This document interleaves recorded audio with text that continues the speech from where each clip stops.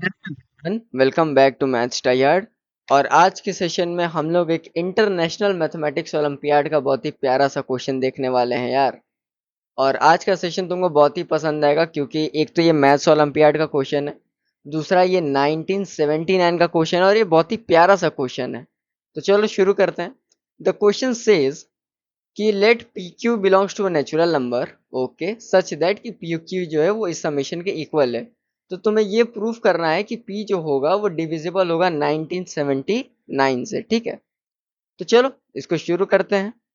तो इसको शुरू करने के लिए हम लोग सबसे पहले क्या करेंगे कि इसको थोड़ा सा एनालाइज करेंगे, इस सीरीज को एनालाइज करेंगे। तो जब सीरीज को एनालाइज करेंगे तो हमने ये नोटिस किया है कि जो भी ऑड टर्म है उसके आगे प्लस साइन है और जो भी इवन टर्म है उसके आगे माइनस साइन है। यानी देखो, नीचे 3 है तो यहाँ प्लस है, नीचे 2 है तो यहाँ माइनस है, ठीक है। तो ये चलता जाएगा, या यूं कह लो कि प्लस माइनस ऑल्टरनेट है, ठीक है।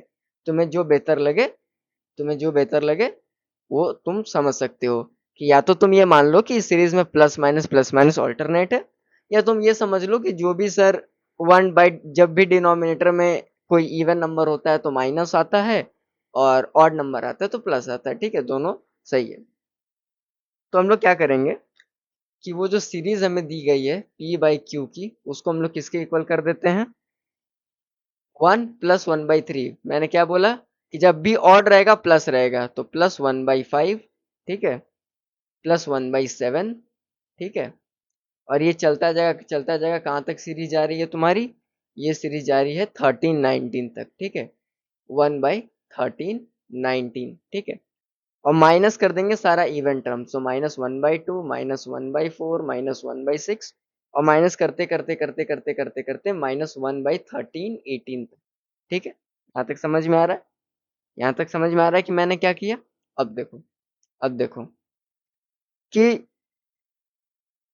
ऐसा क्या कर सकते हैं सर कि इसका कुछ समेशन हो जाए। मैंने कहा कि देखो, अगर तुम नीचे वाले को ध्यान दो तो नीचे भी बाई 1 है, नीचे ध्यान दो, 1 3 5 7। मैंने कहा कि अगर तुम अगर तुम इसमें 1/2 अगर ऐड कर दो तो 1/2 अगर ऐड कर दो ताकि अगर तुम 1/2 अगर ऐड कर दो तो तो तुमने बोला कि ठीक है सर 1/2 ऐड कर देते, तो तुमने इधर 1 + 1/2 किया, ठीक है, +1/3 किया, ठीक है। और ये इसी तरह ये चलता गया प्लस 13 19 तक।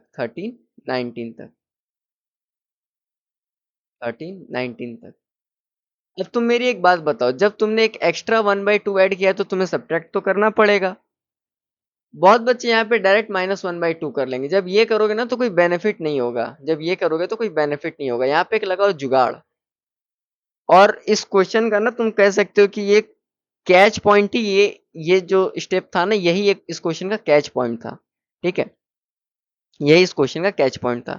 तो मैं डायरेक्टली 1/2 माइनस करने की जगह एक काम करो कि तुम इस पूरे इक्वेशन को, कौन सा इक्वेशन, ये वाला जो इक्वेशन है, इसमें से तुम माइनस माइनस को कॉमन लेकर के 2 पूरे में मल्टीप्लाई कर दो। इसमें से माइनस कॉमन ले लो, देखो माइनस है ना सब जगह, तो माइनस तुम कॉमन ले लो और 2 से पूरे इक्वेशन को मल्टीप्लाई कर दो। तो -2 से मल्टीप्लाई कर दिए तो यहाँ क्या बना, यहाँ क्या बना तुम्हारा 1/2 +1/4 +1/6, और ये इस तरह से ये चलता जाएगा +1/13 18।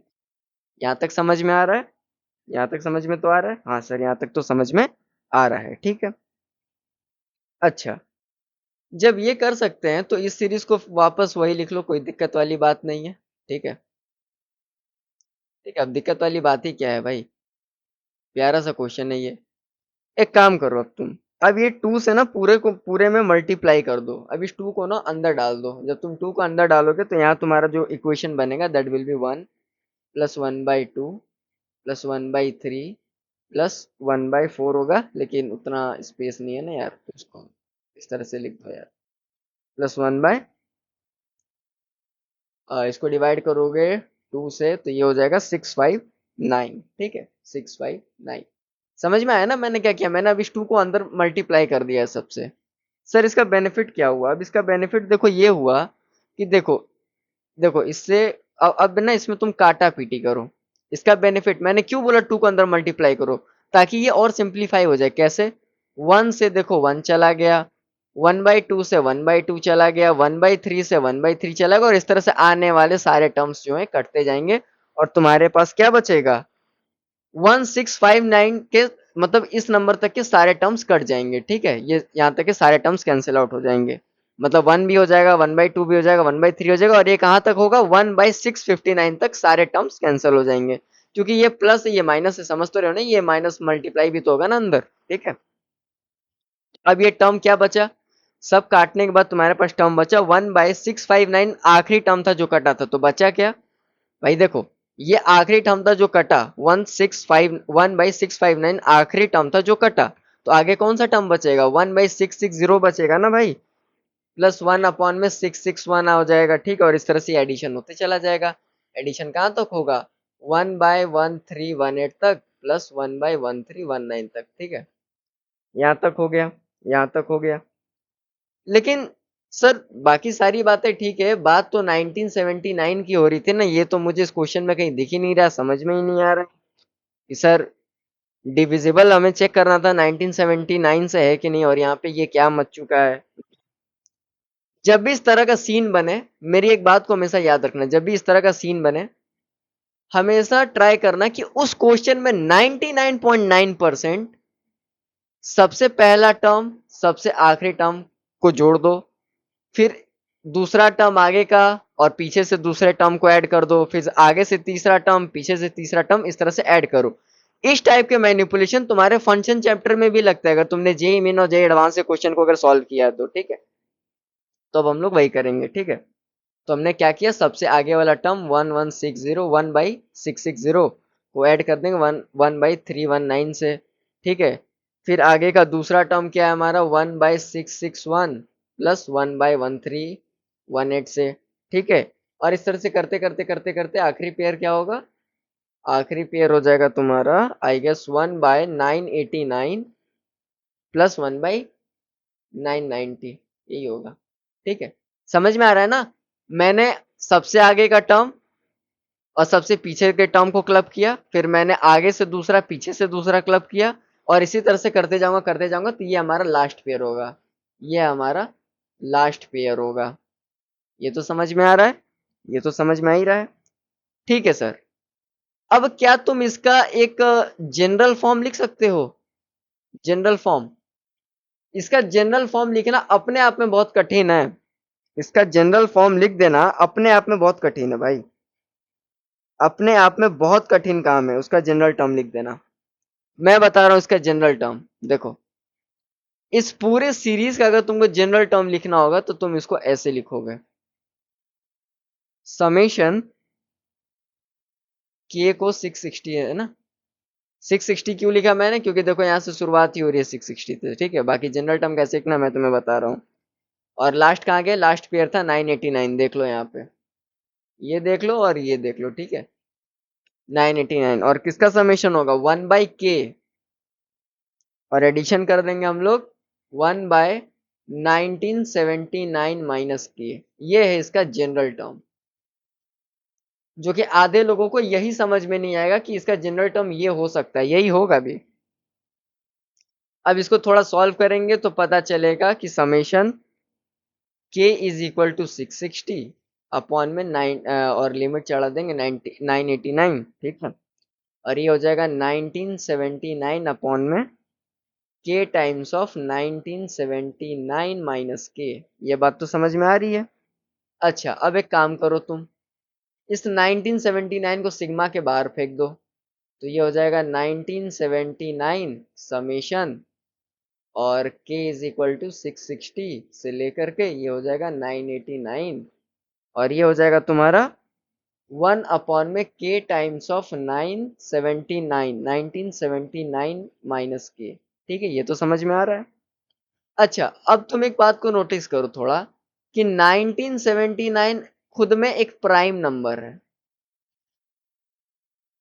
खुद में एक प्राइम नंबर है। मैं ये बात क्यों बोल रहा हूँ कि ये प्राइम नंबर है, बहुत ही जरूरी बात है। तुमको पता है ना, प्राइम नंबर के सिर्फ दो ही फैक्टर हो सकते हैं, एक वो नंबर खुद होता है और एक वो एक वन होता है। यानी यहां पर तो ऐसा कोई नंबर नहीं बनेगा जिसका फैक्टर तो तुम लिख सको। बात को समझ में आ रही है तुम्हारी? बात समझ रहे हो तुम? 1979 खुद में एक फैक्टर है, यानी ऐसा कोई नंबर बन ही नहीं सकता है जिसका मल्टीपल हो, जो फैक्टर हो 1979 का, एक्सेप्ट 1979 एंड 1, क्योंकि वो प्राइम नंबर है। तो मान लेते हैं कि जब हम लोग इस पूरी सीरीज का सम वगैरह करेंगे तो हमारे पास जो फाइनल आंसर आया दैट इज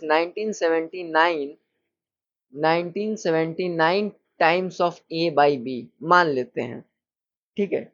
जहाँ पे ए और बी जो होगा वो नेचुरल नंबर से बिलोंग करेगा और ए और बी आपस में को प्राइम होंगे, आपस में को प्राइम होंगे। को प्राइम का तो मतलब समझते हो ना, दो नंबर का कॉमन फैक्टर वन ही हो। जैसे 3 और 7, 5 और 9, इन दोनों का कॉमन फैक्टर वन है, इसीलिए आपस में ये को प्राइम है। ये तो समझ रहे हो ना? ये तो समझ ही रहे होगे, ठीक है। अच्छा, मान लो कि ये तुम्हारा फाइनल आंसर आया, सपोज करो कि यही तुम्हारा फाइनल आंसर आया, फाइनल आंसर आया, तुमने सॉल्व किया तुम्हारे पास ये फाइनल आंसर आया। और ए और बी नेचुरल नंबर है, ए और बी जो है वो उसका कॉमन फैक्टर वन है, कि इसका मतलब है कि बी बी ऐसा कोई नंबर होगा ही नहीं, मतलब बी ऐसा कोई नंबर पॉसिबल ही नहीं है कि वो 1979 को डिवाइड कर दे। क्यों? क्योंकि 1979 तो खुद ही प्राइम नंबर है। अरे भाई तुम एक बात बताओ, 1979 times of A by B है, इसको डिवाइड तो तुम कर ही नहीं सकते हो ना, क्योंकि बी बी या तो सिर्फ 1979 हो सकता है या तो सिर्फ वन हो सकता है, क्योंकि 1979 खुद में एक प्राइम नंबर है। तो 4 7 6 ऐसा कोई नंबर ही नहीं होगा। जैसे तुम कह सकते हो ना 4 है ना, तो इसको डिवाइड करना है तो 2 भी है, 4 भी है, 1 भी है, लेकिन इसके लिए तो सिर्फ दो ही फैक्टर पॉसिबल है। इसके लिए तो सिर्फ दो ही फैक्टर पॉसिबल है ना, क्योंकि वो तो एक प्राइम नंबर है, क्योंकि वो तो एक प्राइम नंबर है। बात को तो तुम समझ रहे हो ना, वो तो एक प्राइम नंबर है। तो अगर ये बात सच है कि बी ऐसा कोई नंबर हो ही नहीं सकता है वन और 1979 के अलावा, तो इसका मतलब है कि पी जो होगा ना must divisible, must divisible by 1979 होगा। और ये तुमने प्रूफ कर दिया और ये यहाँ पे प्रूफ हो गया, ये यहाँ पे, ठीक है। कैसे ये प्रूफ कैसे हुआ? ये प्रूफ इसलिए हो गया क्योंकि बी जो होगा ऐसा कोई नंबर ही पॉसिबल नहीं है जो 1979 को डिवाइड कर दे, एक्सेप्ट 1979 एंड 1। तो इसके अकॉर्डिंग जो है तुमने प्रूफ कर दिया। और देखो ये इतना प्यारा सा सवाल था यार, कितना इजी तरह से सॉल्व हो गया, ठीक है। इसीलिए बोलता हूँ मैथ्स ट्राइहार्ड को फॉलो करते रहो, ठीक है। वापस से मैं एक बार रिकैप करा देता हूँ, ये सीरीज तुम्हें दी हुई थी और बताना था कि डिविजिबल है कि नहीं, तुम्हें प्रूफ करना था। तो तुमने सीरीज लिखा, सीरीज में तुमने 1/2 ऐड किया, 1/2 इसलिए ऐड किया और यहाँ पे 2 मल्टीप्लाई इसलिए किया ताकि सारे टर्म्स कट जाएं और तुम्हारे पास ये एक सिंप्लीफाइड टर्म्स आए। उसके बाद जब इस तरह का बनता है तो 99.9% शुरू का टर्म और आखिरी का टर्म जोड़ दो, फिर दूसरा टर्म आगे से, दूसरा टर्म पीछे से, तीसरा टर्म आगे से, तीसरा टर्म पीछे से, इस तरह करते करते करते करते उसका एक जनरल फॉर्म बनाओ। ऑब्जर्व करो, जनरल फॉर्म बनाओ, समेशन लिखो, तुमको खुद आंसर मिल जाएगा। ये बहुत ही प्यारा सा सवाल आईएमओ में आया था यार, देखो यहाँ आईएमओ लिखा है, ठीक है। वेल अगर वीडियो पसंद आता है तो वीडियो को लाइक करना, शेयर करना, सब्सक्राइब करना। अगर मेरे टेलीग्राम से नहीं जुड़े हो तो जुड़ जाना, ठीक है, क्योंकि मैं यहाँ पर तुम्हारे पर्सनल डाउट्स का, ठीक है, मैं समाधान देता हूँ कि भाई इसको कैसे सॉल्व करना है। ओलंपियाड लेवल का क्वेश्चन देखो आज हम लोग सॉल्व किए हैं, जेई मेन जे एडवांस लेवल का क्वेश्चन भी सॉल्व करते हैं। Brain twisting question smart technique और ब्यूटीफुल लॉजिक के साथ अगर करना है तो मैथ्स ट्राई हार्ड के साथ बने रहना है। तब तक के लिए keep learning and keep exploring. Bye bye.